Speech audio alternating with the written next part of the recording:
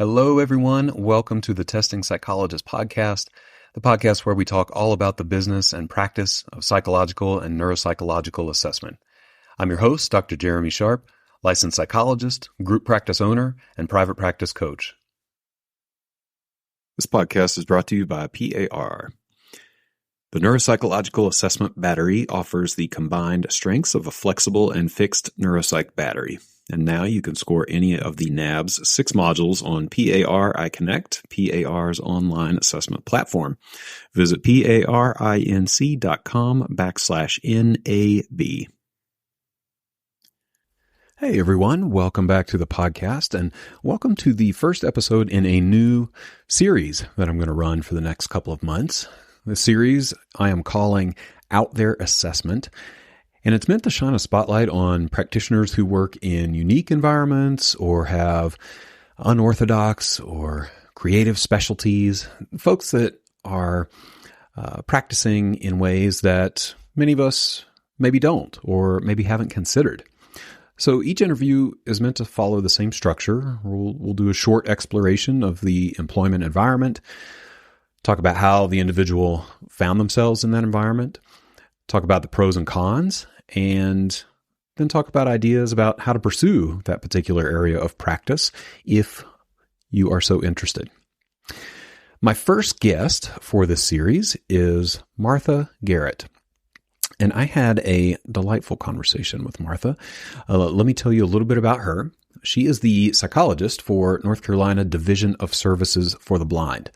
She has a master's in counseling and guidance school psychology and a second master's in mental health counseling. She's a licensed psychological associate in North Carolina and Texas. Martha has worked in a variety of settings and has been in her current position for the past 16 years. So I won't reveal too much more about Martha's work setting. So without further ado, let's jump to this conversation about working in the realm of assessing visually impaired adults.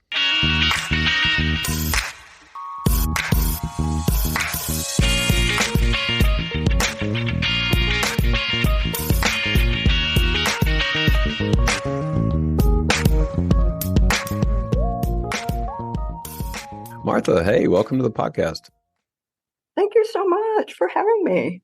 Yeah, well, thank you for reaching out and answering the call for an unorthodox or unique assessment environment. I'm excited to chat with you, and I would love to just dive right into it and start to help people learn about this environment. So, yeah, tell me about your unique assessment setting. What do you have going on here? I work for the North Carolina Division of Services for the Blind, and my role as the psychologist is to evaluate consumers who are referred to us by their home counselors. So that means we serve any and all individuals who are blind and visually impaired in the entire state of North Carolina. So it's incredible. Most of the time people come to the center for about 5 days, more or less. And my job is to do the psychological evaluation. Now, with this particular population, traditional psychological testing, for the most part, is not an option. Sure. Just because with the vision loss, even if someone has a certain amount of usable vision,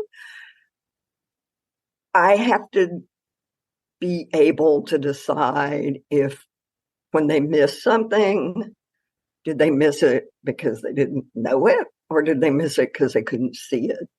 So I usually just give the 5 verbal subtests of the ways and then try and fill in with other stuff.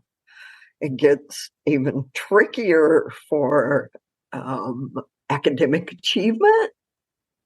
If somebody has no usable vision and is not a fluent or proficient Braille user, So, fortunately, I went to the training that Dr. Jack Dial does, and he developed a whole system of evaluating people who are blind and visually impaired.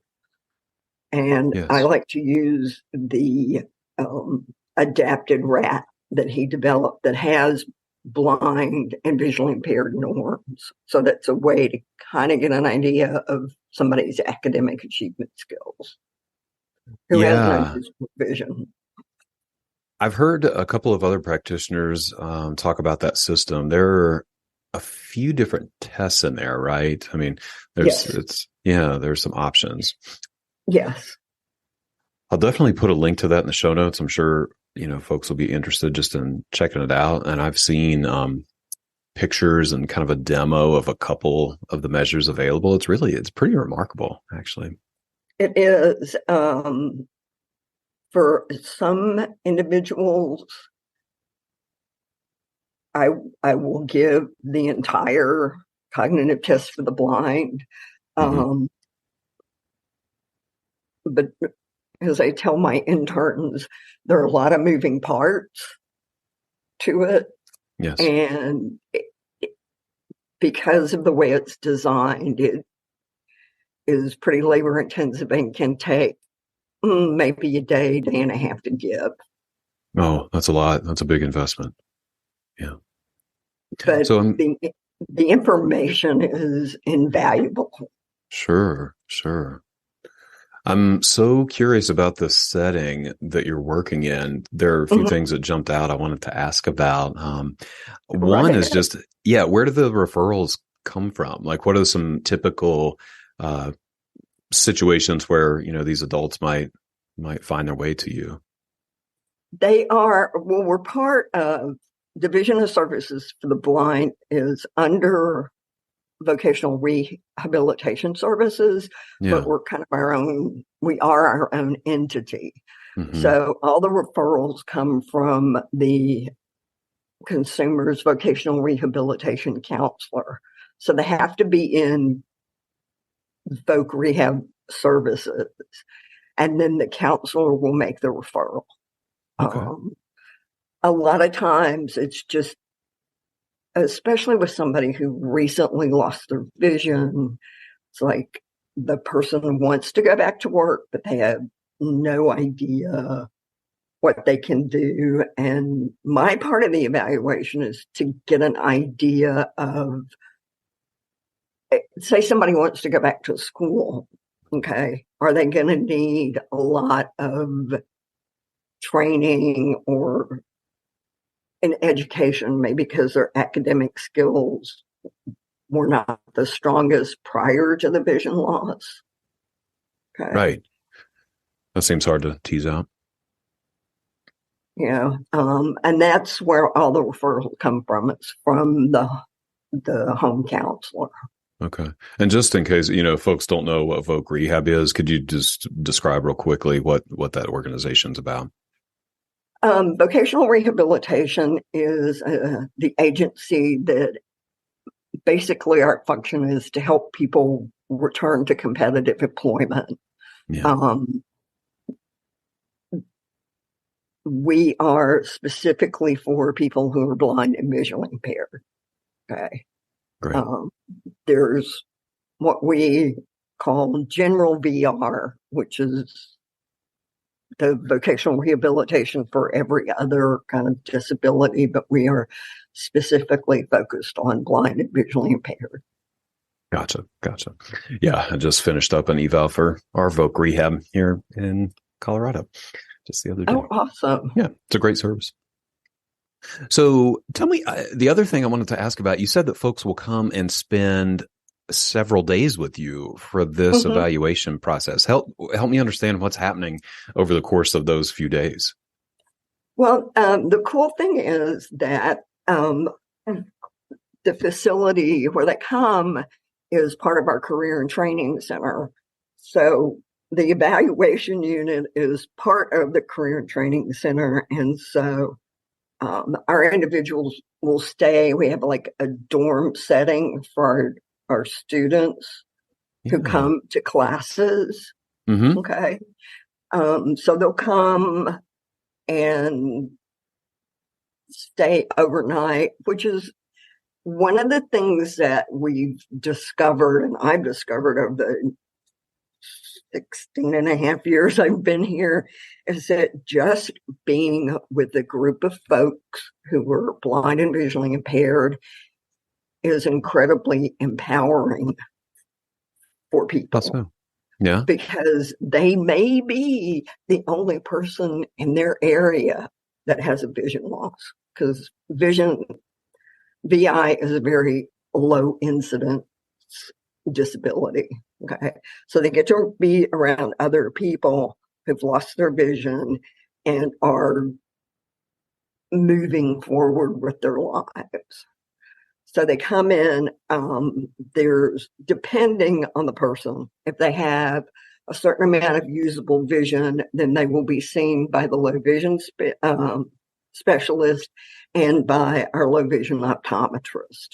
And I have to say, I feel like we have the best low vision optometrist, because she will spend whatever amount of time that person needs and will answer any question they have.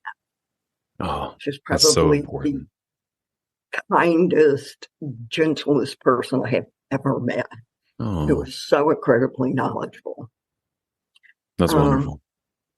So usually on Mondays, they get to spend the day with me. And that's where I like to start off with an initial interview, and then I have some other surveys that I like to give before we start into like what I call the more conventional psychological testing. Mm-hmm. So I'll do an interview. I have a personality inventory. I use the quality of life inventory because it's a good way to get at where people are. And depending, somebody says they've been depressed, they have some anxiety or some other stuff, I may give some other surveys like that. Sure. And then I'll do the conventional psychological, the way some form of academic achievement, depending.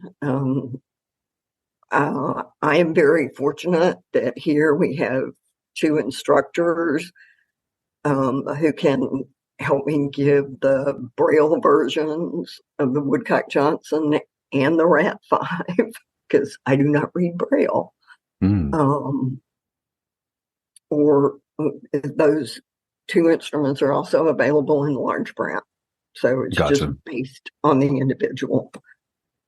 And that's on Monday. Then one of those days, if they do need to see the low vision optometrist and specialist, they'll see them.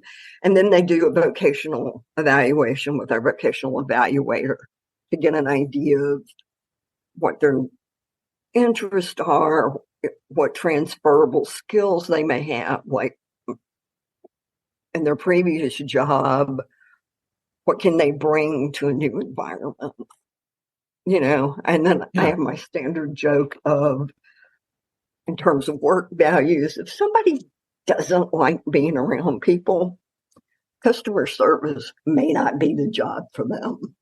Right? Yeah, I think I've said that myself before. Sure. And then we go over all the results with them, and then the report actually goes to the counselor. Gotcha. And when I first started, I wasn't very good at making recommendations, but I got a lot better now, just taking different things and just from my interactions with the person, like, okay, and then for most people, I mean, let's face it, the big thing almost all of our folks are going to need is assistive technology, right? Sure. How to use your device, how to access the screen reader. Right. And are you helping them with that there in the No, I moment, pretty like much while they're just make there? Or is it... recommendations, and as I like to tell people, I know just enough to make me dangerous. Oh, yes. Yeah. So I can show them, okay, so if you have a computer, did you know that you do have a screen reader built in? Yeah. And here's how you access it. Yeah. I imagine that, I mean, especially these days, our phones, our computers, there's a lot of assistive technology built in, but the majority of us never have a reason to really look at it or use it. And it's just a matter of accessing and figuring out how to turn it on and make it work. Let's take a break to hear from our featured partner. The Neuropsychological Assessment Battery, or NAB, is a comprehensive instrument offering the combined strengths of a flexible and fixed neuropsych battery. It lets you administer the full battery, any of its 6 modules, or individual tests. And now the NAB modules are available for scoring on PAR iConnect, PAR's online assessment platform. Learn more at parinc.com/NAB.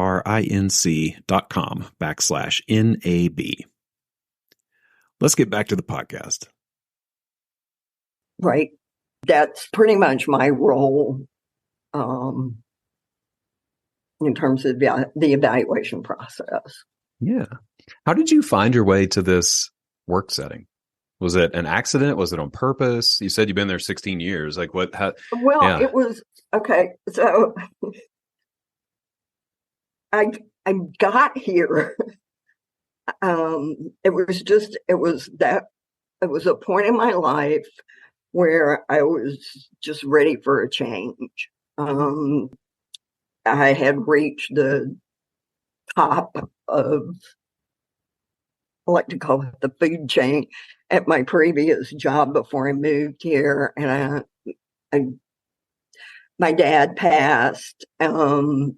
And I just felt like if I was going to make a change, now was the time. And I actually had some friends who were living here. So I just had some money saved up, just packed up and said, okay, let's do this. Yeah. And I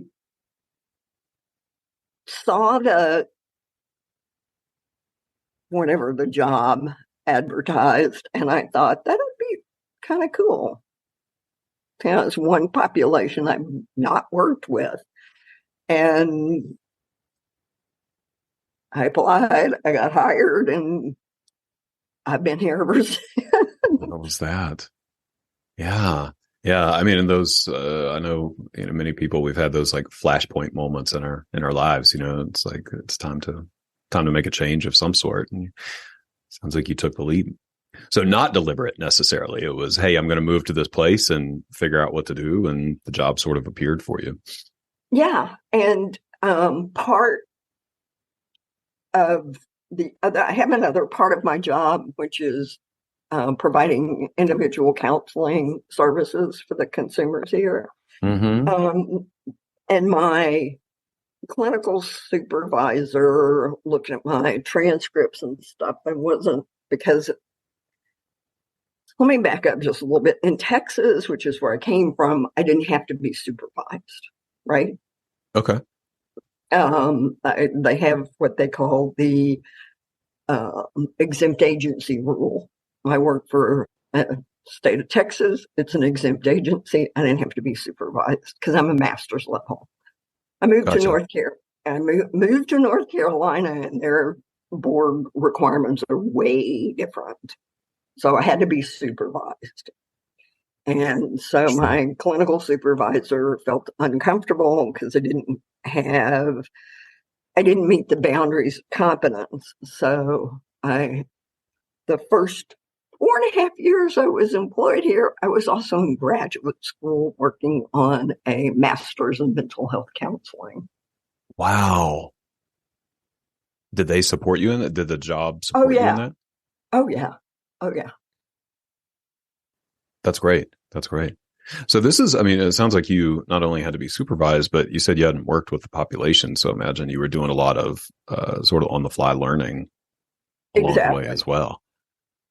Exactly. I mean, I had some experience with people who were blind, but it was in a residential setting with people with severe and profound developmental disabilities, which is way different. Sure. What a journey. If you had to identify, like, what do you enjoy most about this work environment? The consumers, there's just such a broad group of people. And they are to come here to the training center. They are the most courageous people I have ever met. And the reason I say that is because they are willing to confront everything that the vision loss entails. And there's a huge adjustment to blindness process. Yeah, I'm sure that y'all just see people at their most vulnerable and their most empowered and brave. It's catching them at such a meaningful time. Well, and I was really fortunate. So there was a consumer who was here a number of years ago. And when he finished the program, he looked at me and said, when it's time for me to do my internship, can I do it with you? And of course I said, you bet, Well, 8 years later, he shows up and says, I'm ready. And I said, okay, dude. And because he was visually impaired, he wanted to formalize an adjustment to blindness class. Okay. Where we talk about the process of adjustment to blindness. It's not group therapy. It's a class where we talk about it. Okay. And we did it. We did a pilot, and the consumers really enjoyed it. The teachers really felt like it made an impact. So it's now part of the curriculum. Now it is voluntary and it's open because we have what we call rolling enrollment, but and that's probably been the other exciting part, is actually offering an adjustment to blindness class. And we are one of the few places that actually addresses adjustment to blindness. Sure. Yeah. I could see that being really powerful. It's something that those folks really need, especially if they're, newly visually impaired. That's remarkable. Are there any parts of the position that are more challenging for you? Things that you could do with less of? Well, and my background is in institutions. I tell people, professionally, I grew up in institutions. Okay, I started right out of college at a state-operated facility for people with severe and profound developmental disabilities, which was state psychiatric facilities. So I've worked at a bunch of different places, and there's just that bureaucracy piece. That's just really okay. Any government agency, right? Yeah, it just comes with the territory. And it doesn't bother me nearly as much as it did when I was much younger. But I think some of it is I'm just okay, this is part of the process, and this is what I have to do. Yeah. You don't have to say anything that's going to get you in trouble, but how does that kind of get in your way in this position? How does the bureaucracy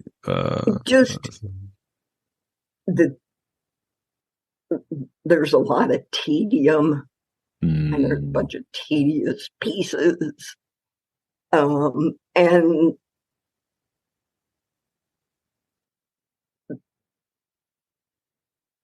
trying to think of the other piece is being forward thinking and then trying to drag other people with you. Meaning, when I first came here, we never, or not going to say never, rarely did what we call community-based evaluations. Okay. People had to come here, and then there were some exceptions because we are located on the grounds of the Governor Moorhead School for the Blind, which is kids, so certain populations can't set foot on campus, so we would go out to see them. But I started advocating that there were some people we should go out and see, people who are more medically fragile, people who may not be able to, like, Asheville is a 4.5-hour drive from here. Yeah. Yeah, I can go. Yeah. So that took a lot of advocacy on my part. Sure. I bet. Yeah. I mean, that seems to be the common complaint with folks in universities or government agencies. You know, it just takes time to make any kind of decision or change things. I could see that. Yeah. If you're ready, you're like, we need to do this. You know, it's hard to. Yeah, it's like hard to wait. Let it move through the red tape. You know. Yeah. So, and then especially during COVID, I learned how to operate 3 virtual platforms. Oh my gosh. And for some folks, I found that the test results were mostly valid. Yeah. But there were other situations where it was like, okay, please do not answer the phone, just other stuff going on in the background. So unless it's absolutely necessary, I don't do virtual evaluations anymore. I had to during COVID, not so much now. Yeah, I'm with you. I mean, I know there are folks out there who are all in on virtual assessment and are doing it really, really well. And it was a challenge, for our practice as well. We couldn't ever dial it in to feel like we were getting the data that we needed to, or as good at data, I suppose. Well, maybe we start to close. I would love to talk with you about, just how to get into this. If there are folks out there who are listening and are like, maybe I want to work in this environment. Do you have any suggestions, resources, recommendations for folks who might want to move in this direction in their own states? My recommendation would be to, first of all, if you haven't spent any time with this population, spend some time with them. Okay? Mm-hmm. Learn as much as you can about visual impairment. There's so many misconceptions and stereotypes. And that's probably one of the biggest complaints I get from people don't understand, especially our folks with vision. Then if you're really interested in it, start seeing who does, like, for me, the vocational evaluations. Okay. Mm-hmm. Can you tap in that way? Because that's kind of how I wound up here. Sure. I did find out, I think it was through your podcast, that there is a program out of Utah that is training psychologists to work with VI, but for the most part, you have to learn it on your own. Yes. Yeah, I think it takes some work to actually try to specialize in this, but if that would be, or if you're a school psychologist, then ask if you can work with the VI population and be willing to do the VI evaluations, but also be willing to learn it's the same thing. Learn everything you can about visual impairment. And, Sure. Because I feel like it's incredibly rewarding. The folks I work with are just wonderful. I feel like I'm incredibly lucky with the instructors that I get to work with. I feel like we have some of the best teachers around that go out of their way to make accommodations and adaptations per individual. I hear you. It seems like, I've interacted with a few folks who work in this area, and to a person, everyone is super passionate about their work and all in on, helping this population. Yeah. Yeah. Wow. And it's like although it's considered a low incident disability, if you think about gun violence and other things, the rate of survival is much higher for people. But the vision loss piece is going up too. That's a great point. Yeah. Yeah. Well, it just makes me think about, you're not just dealing with vision loss. There's some trauma and processing pretty difficult experiences that may often go along with it as well.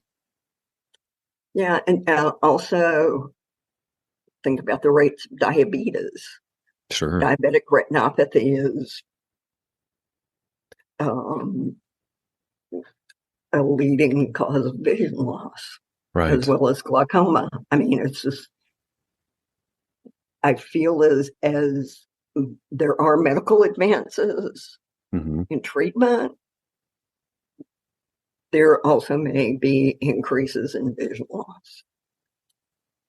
That makes sense.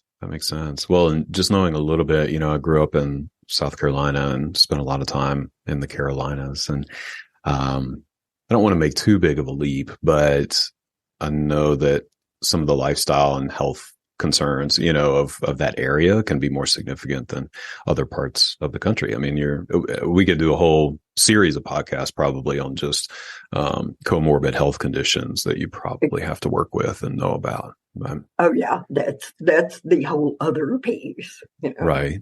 Well, this is good for anybody who might be interested in thinking about getting into this area of practice, that it's not just the assessment. There's many other aspects of folks' health that you'll need to be aware of. It's a complex area. Yeah. It is. Wonderful that you're doing this work, and that I imagine you're in pretty high demand. There aren't many folks out there who can do it. Yeah. And my goal is I want to share my knowledge with as many people as I can. So I've been very fortunate. I have interns from the North Carolina Central University from their psychology department, and also from the University of Chapel Hill in their vocational rehabilitation counselor / mental health counseling program. So I'm trying to train as many people as I can. Oh, that's great. I know that it's so needed. It's good work. It's good work you're doing. Thank you so much. Well, this has been a pleasure to talk with you. Thanks for jumping on and sharing a little about your work environment. I think folks will probably get a kick out of this, and it's always nice to hear about people doing different things out there in the assessment world. So really appreciate your time, Martha. Well, thank you so much. I really appreciate the opportunity to talk about this, because this is one of the things I'm very passionate about. Just because, like I said, it's a low incident disability, but why they are just as important as everybody else. And an honest evaluation is so important. Well said. Yeah, 100%. 100%. Just because something is low incidence, right, doesn't mean that they shouldn't have as high quality of an evaluation as anybody else might be able to get. Yeah. Yeah. Well, lucky to have you. And thank you. It was very nice to chat. Thank you. I enjoyed it. Hopefully we will chat more. Sounds good. All right, y'all. Thank you so much for tuning into this episode. Always grateful to have you here.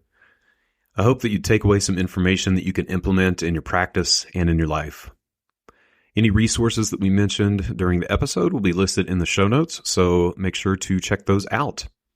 If you like what you hear on the podcast, I would be so grateful if you left a review on iTunes or Spotify or wherever you listen to your podcasts. And if you're a practice owner or aspiring practice owner, I'd invite you to check out the Testing Psychologist mastermind groups. I have mastermind groups at every stage of practice development, beginner, intermediate, and advanced. We have homework, we have accountability, we have support, we have resources. These groups are amazing. We do a lot of work and a lot of connecting. If that sounds interesting to you, you can check out the details at thetestingpsychologist.com/consulting. You can sign up for a pre-group phone call and we will chat and figure out if a group could be a good fit for you. Thanks so much.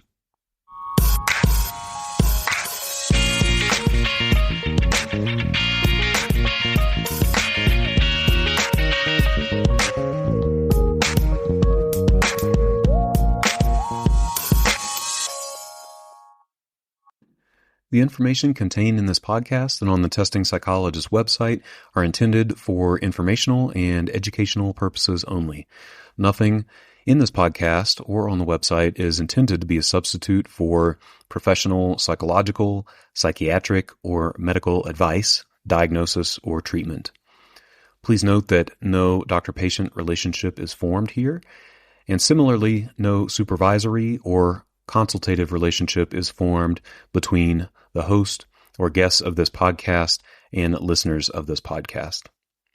If you need the qualified advice of any mental health practitioner or medical provider, please seek one in your area. Similarly, if you need supervision on clinical matters, please find a supervisor with an expertise that fits your needs.